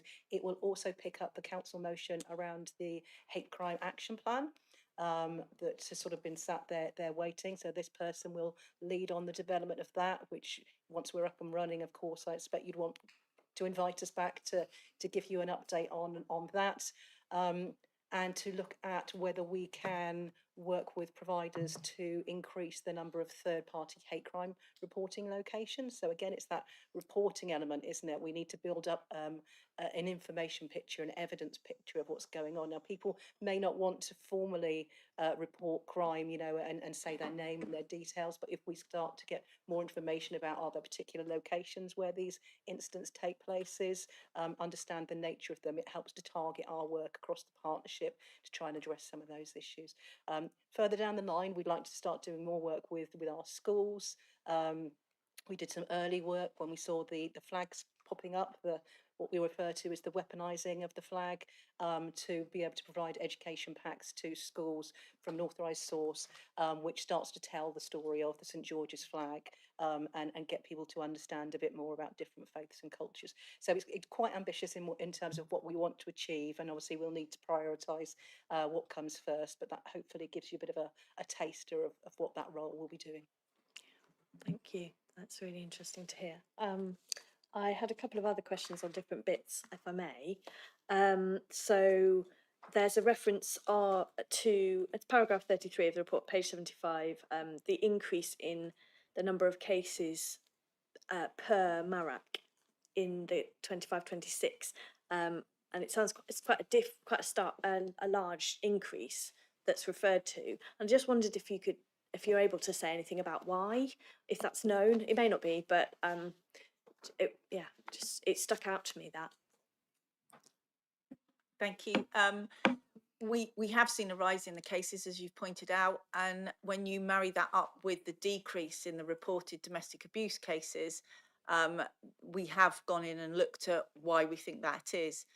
One of the reasons we think is because the police have done a lot more training fairly recently of their new staff coming in, so there's a lot more awareness around those kind of high-risk domestic abuse cases.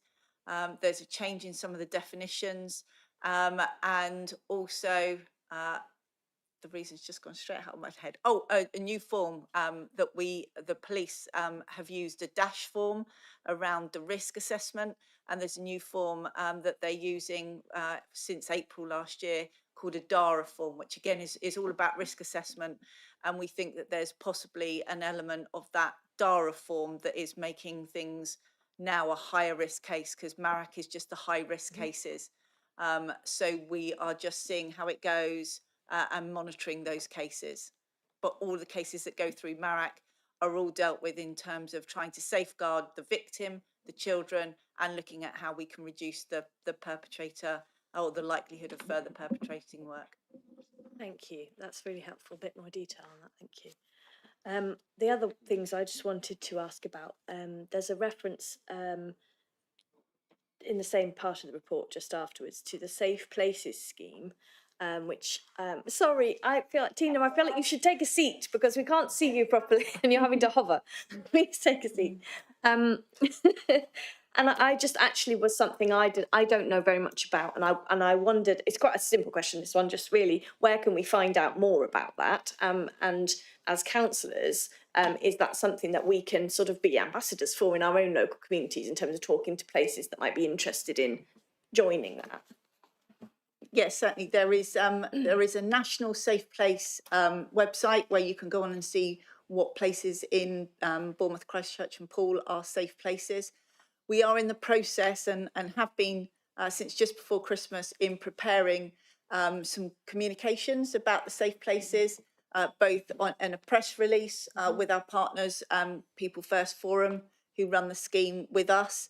And there will also be some internal comms going out as well about it. But what we've tried to do over the last probably 12 to 18 months is build up the scheme to cover as much of the area as we can. So we've done work with the nighttime economy, we've done work with the daytime, both in Christchurch, because when we started working with People First Forum, there were no places in Christchurch that were included, and there now are a number of venues included, both daytime, nighttime, and it's trying to get that spread of venues that can be safe places. And also what we've done with People First Forum through the Community Safety Partnership is open up those safe places. They were originally just for people with learning disabilities, and what we've worked on them is so that all the venues are safe places for everyone.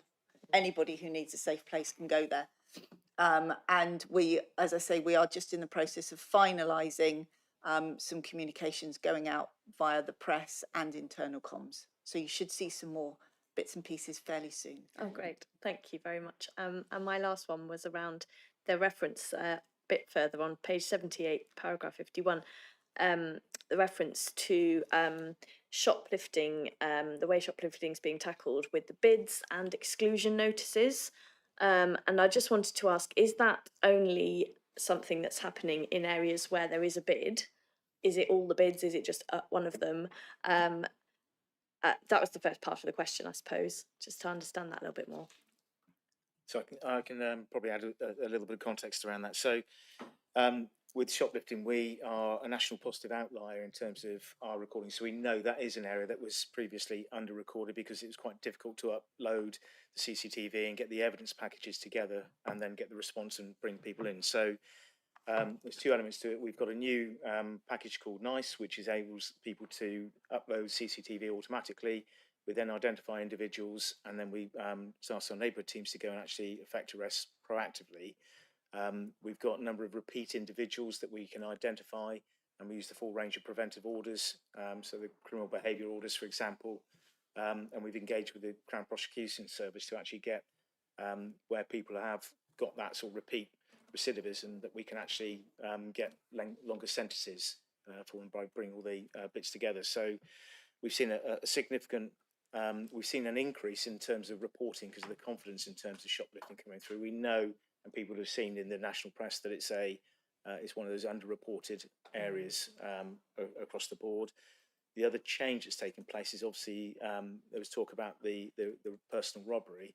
There is now a specific offence in relation to retail workers and being subjected to robberies there. So we've seen an increase in reporting of that, which we're just extracting out of the sort of the wider robbery piece around it. So a lot of good work that's gone in through to the bids. It's all the bids that we've engaged with. We've also brought our crime prevention advisor in to give some specific advice in relation to try and reduce the aspects of crime taking place in certain stores as well, where it's been relatively easy for people to walk in and out with certain high value items. So there's a range of activities taking place in that area, but we've presented to the Dorset Safer Business Partnership in relation to some of the detail, and I'm happy to circulate that in relation to some of that work. Yeah, the question from me was really around, you know, this sounds like something additional that's happening perhaps in the bid areas, another approach, another piece of tool that can be used. And I know that those of us who represent wards that aren't in bid areas, we also have really bad problems with shoplifting. So anything that we can, it's just again, it's that ward council level request really for just, you know, anything that can be shared with us to support businesses that are struggling across BCP, then yes, please. Okay, those were my questions. Did anyone else have anything they wanted to raise?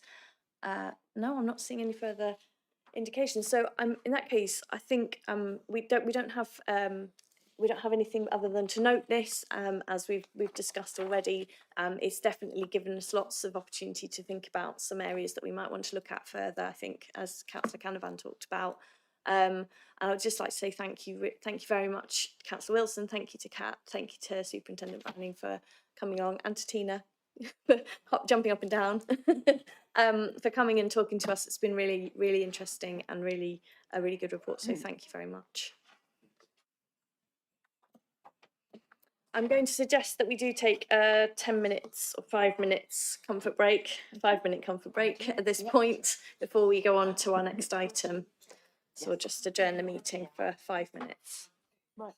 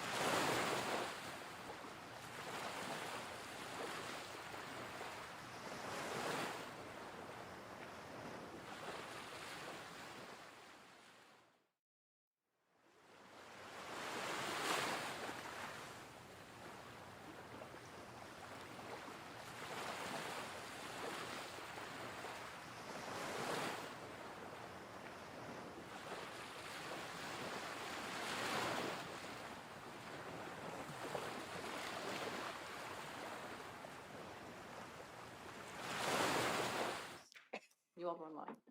Okay. Thank you. Welcome back then to our overview and scrutiny board meeting. We are moving on to item 9 on the agenda, which is the increased penalty charge notice and associated charges trial report. So this is a report that is going to Cabinet next week, and we asked for it to come to us first. This is an area that has there's a great deal of interest in this piece of work that was carried out in the summer. So I'm going to hand over first of all to Councillor Herritt to present and to introduce the item. Thank you. Good evening. Thank you, Committee. So, the risk of repeating the foreword of the report, I'm just going to highlight that this is an absolutely mammoth piece of work. Following lobby from this council, its legacy authorities and our MPs, the DFT granted the ability to embark on a trial in August 2025 at 2 weeks' notice. What our officers did then was quite frankly remarkable to get this trial up and running. It needed confirming with the DFT, confirming that there were enough parking places, confirming what a sign was and whether a poster is a sign or not. It needed a communication plan, legal checks, machinery calibration, briefings for teams, establishments of which roads, tweaks to the trial area and an actual launch. As we all know, councils are not renowned for their speed on many issues, but it was an opportunity that couldn't be passed up, and Helen Taverner and her team, alongside sign shop, traffic, communications, legal, and probably someone I forgot, for which I sincerely apologise, did an amazing job to get this up and running. They had weekly meetings with the DFT, followed by the extensive report that you have before you now, have indicated it a success, with illegal parking down against the trending increase, no discernible impact on visitors' number or challenge rates. 60% of respondents, residents who responded in favour of this, although respondents of that were getting the uplifted PCN numbers were less welcoming of the power. Businesses strongly in favour. Most of the negative sentiment appears to have been driven by personal inconvenience rather than anything else. We also saw improved bus punctuality and speeds, average utilisation of parking spaces at 57%. And the report allowed officers to express, therefore, that it was a success, and to the DFT that either an extended trial or straight on to a national change was justified. And so, yeah, I know it was a big report for everyone to read, and we'll invite questions now. We do have Helen online from annual leave. So we're very grateful to her to dialing in. Rob Dunford, who contributed significantly to putting the report together, and Amanda, who's the director. Yes, thank you very much. So I don't know if officers want to add to what Councillor Herritt has said, or if you want us to open up to the board for any questions and then come in as necessary.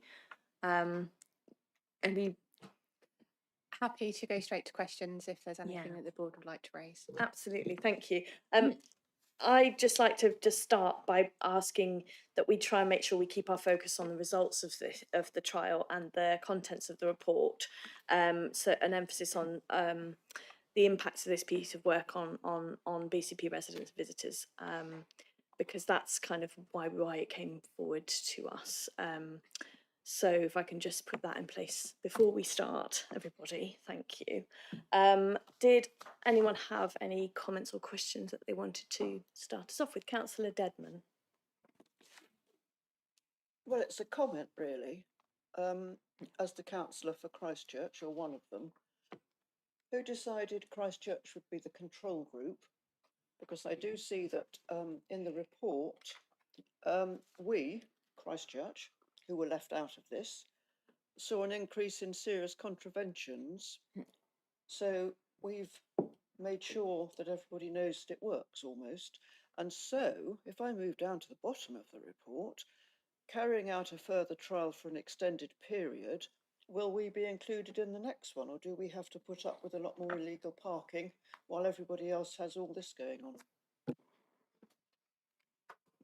So the DFT decided the zone, and that allowed us to use Christchurch as a control zone because it wasn't included in the trial. So obviously we had access to that data because it was important that we enforced regularly so that we didn't influence the results. So Christchurch got the same amount of enforcement it would do normally.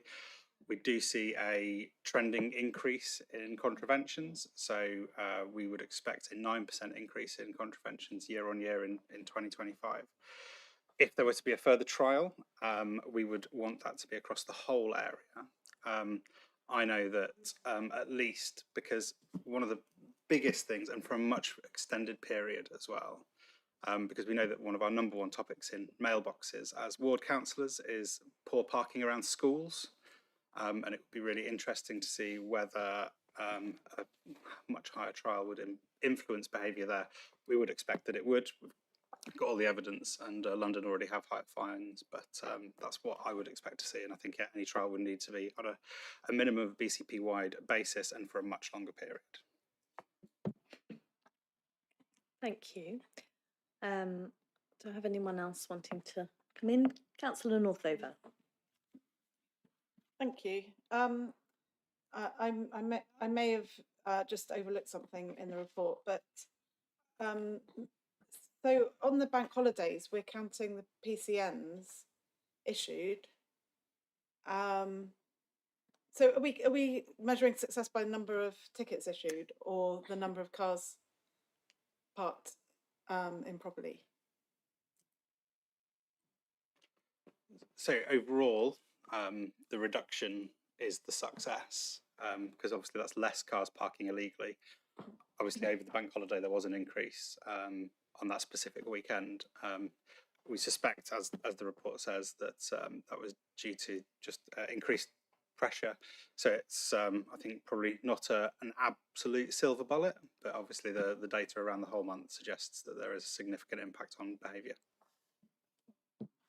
But that was because I'm just looking at, say, on page 117, I'm looking at the August bank holiday comparison, but it says it's the daily count of PCNs that are counted.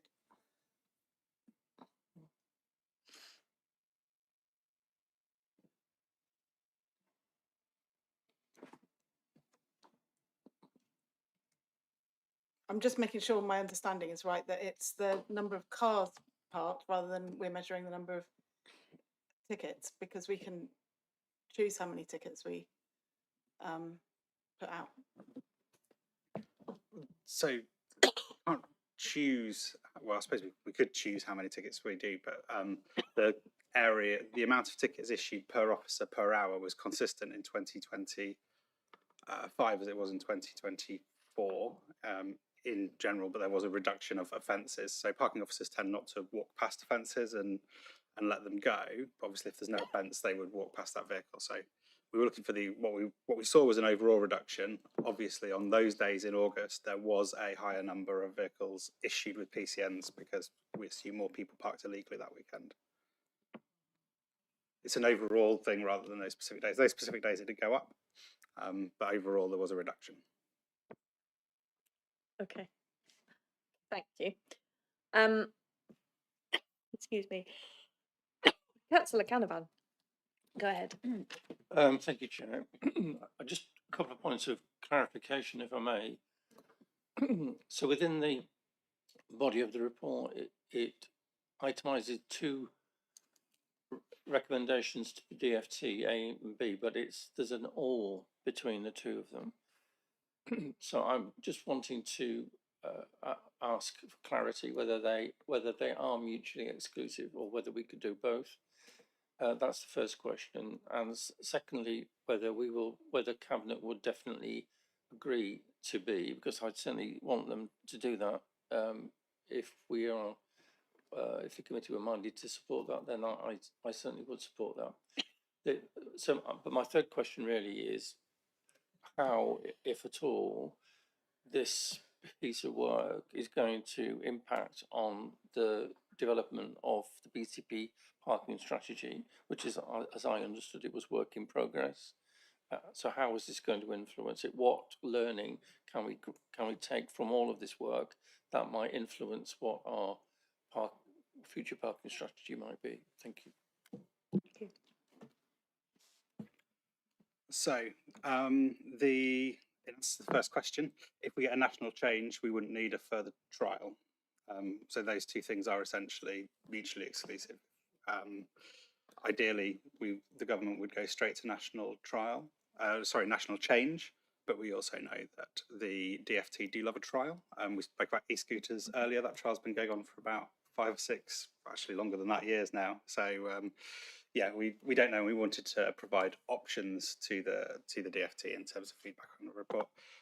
Cabinet are very much behind this, but this is an evidence-based report, so this recommendation has essentially already gone to the DfT as part of that report, because we think that's the evidence that is there, but we will certainly be endorsing that view and noting it. And one of the reasons we wanted to bring it to Cabinet, and one of the reasons we're grateful to bring it to Scrutiny, is because we want to kind of shine the light on our officers, the work that they've done, and also the positive impact it's had on illegal parking.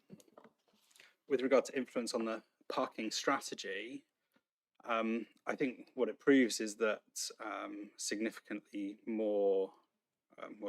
higher fines improve driver behaviour and stop illegal parking. So that means that if we can enforce better with higher fines, we would see less illegal parking, which means that double yellow lines could have more influence going forwards. But I think that's probably an emerging topic. But I think we're back to talk about parking at the next overview and scrutiny, so I can certainly put it in as an item to discuss more in detail and have more information.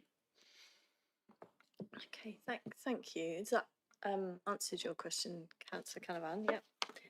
I have Councillor Beasley. Go ahead. Thank you very much indeed, Chair, and I'm very sorry I can't be with you this evening. My questions really follow on from those from Councillor Canavan, in the sense that we've had a short trial that's raised the expectations of local residents who are quite severely affected in my ward on the West Cliff by inconsiderate parking. And so if there is not going to be a decision from government in the near future, an extended trial period would be preferable, because it would mean that higher fines would then probably be the result. I wondered whether there's been any research done with the department to find out what their preference is. They must have a vague view, I would have thought, by now, because the summer will be upon us very soon. And as I've cited, the West Cliff is one of those key areas that gets very badly affected by this issue.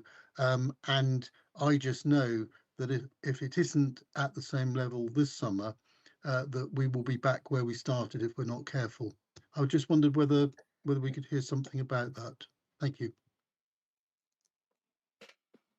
So the report went back to the DfT last week. So it was in the timeline, it was waiting on a final sign-off from essentially me to move house and be able to read it thoroughly for the final time. Like I said, it's a mammoth piece of work with a lot of information, and the DfT have asked for some tweaks in it. We'll certainly be pressing on that button quite soon. I hope and understand our local MPs will be keen to press on that as well. They did work in securing this trial, so I'm hopeful that we can at least get a further trial for this summer. Ideally, I would really like that for June, because we know that those early season hot weekends are when that pressure really bites. But it is in the hands of the DfT. So yeah, I suppose join me, won't you? It's the in pressing the DfT. Thank you. And so can I just ask, as a slightly following up on that, do you have any timescale from the DfT as to whether when they will respond to the report? Is that something you get? Not as yet.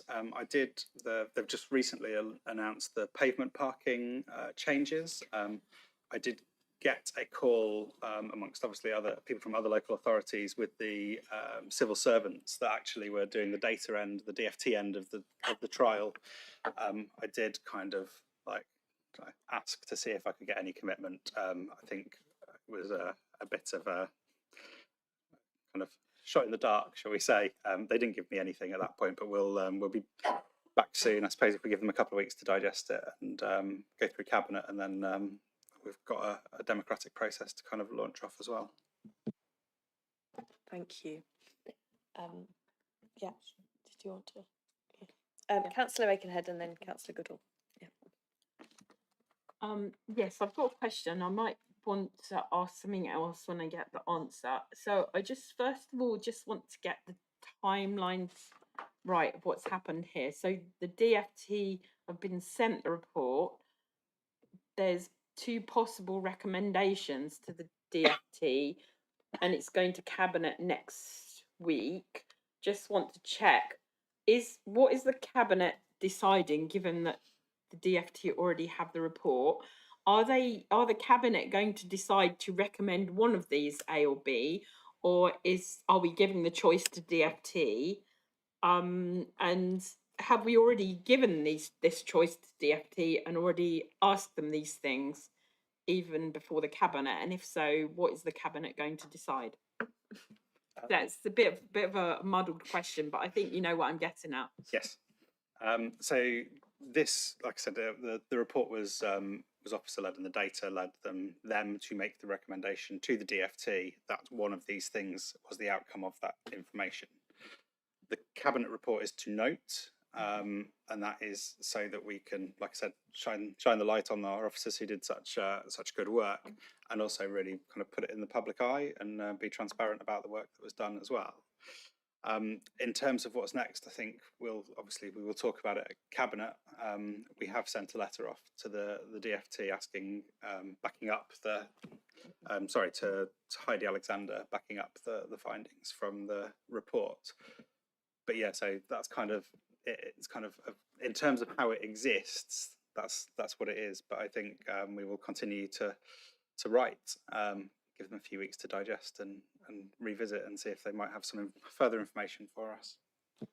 Hey, in response to that, I'd just like to say that's good. I'd just like to encourage you when you're talking to the DFT, perhaps to be a little bit stronger than the things that you have written here. So, for instance, we're saying there's these 2 feasible recommendations. The first one is the fees and charges should be matched to London rates or subject to a review to determine an appropriate rate of increase. Well, this trial was done on a particular rate. So if they decide to give us a rate that's less than that, then there is no evidence for that. So I just want to emphasize and encourage you to be strong about the fact that the trial says this much is good. It's quite a good chance that over it might work as well, but this is the amount that we trialed, and any less than that is not going to be as good. And also in terms of carrying out a further trial, although you don't have it written here, I do hope that you're emphasising that that is a further trial with BCP Council being one of the local authorities selected. Thank you. So yes, absolutely. I think the reason that first one on the variation was that obviously we are heading up to April when London might get another rise in their rates. So we might just have to play with that. I don't think we'll see any rates outside of London that is higher than London. Although I have asked a DFT person in the past why, if it's not working in London, why is there doubt about whether it would work anywhere else? But we secured the trial, and hopefully we will secure a further trial or a national change. Thank you. Councillor Goodall. Yeah, could I just check? Can you tell me how many CEOs we have, and does that indicate we're up to full strength, please? Is that something that Amanda can help us with? Yeah. Yes, thank you, Chair. So we have, it is quite fluid throughout the course of a year, but we have approximately 55 CEOs at the moment. And full capacity in terms of the current structure would be between sort of 60, 65 CEOs. We also have obviously a wider number of staff who then would deal with the any appeals and challenges linked to PCNs and other data elements in the parking team. Yeah, can I just follow up on that? I'm at the moment. I was actually referring to people, the guys and girls who actually walk the streets. So does that apply? So that's where we are with around 55 at the moment. Oh right, okay. Yeah. And is that full time? It will be around 55 FTEs. They don't all work full-time hours. Okay, thank you. Councillor Macro. Thank you, Chair. Can I just ask, how are you mitigating the risk of visitors not being informed regarding the higher charges? So if I can find the right page on the report, there's quite a list. We put signage up, sorry, no, posters up, 160. Posters up in every car park, and they were checked every day throughout the period so that we could prove that we did. There were further posters up at the entry points into the zones. There were radio adverts. There was obviously newspaper attention on it as well. So yeah, and I think that when we got complaints, what we call challenges against the things, there were very few that mentioned the higher rate as being an issue. Most people paid their challenges as normal, which you would, if people hadn't known and thought it was unfair, we would expect a much higher challenge rate on that, just on the grounds that it was too much. Can I just make a very quick comment? Councillor Beasley said about inconsiderate parking. It is in fact illegal parking that we are dealing with here. True. Thank you. Is there anybody else wanting to raise any questions or comments? Okay, so I just wanted to say thank you very much. I think it's been really helpful to see the work that's been done. As you say, it's a huge report. It's a huge amount of work. It was a really brilliant thing that we got to do that trial, and the outcomes are really. I think we're all welcoming those as really something that can start to help us tackle our seasonal parking problems. So it's all sounding really hopeful, and thank you for helping us understand what's coming next in terms of waiting on the DFT. As we've touched on, we have got the parking strategy coming to our next overview and scrutiny board. So I think, as Councillor Canavan said, surely this feeds into that up to a point. We'll be touching on this again, I'm sure. So we are going to return to the issue of parking again very soon.